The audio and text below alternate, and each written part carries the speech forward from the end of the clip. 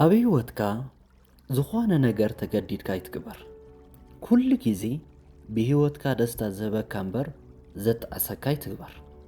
ካብ ኣፍካ ዝወጽእ ቃላት ስለ ዘይምለሱ ካብ ትናገሮ ነገር ተጠንቀቕ። ናይ ቃላት ሓይሊ ተፈሊጥካ ዝመጸልካ ኩሉ ኣይትዕልልን ኢኻ። ንእሽተይ ነገሩ ዝህበካ ብዙሕ ነገርካ ይትሃብ።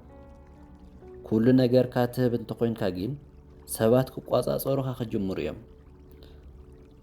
ስምዒቱ ንዝሓበካ ስምዒትካ ይትሃብ። ተዘይኮይኑ ግን መጫወቲ ሰባት ክትኾን ኢኻ።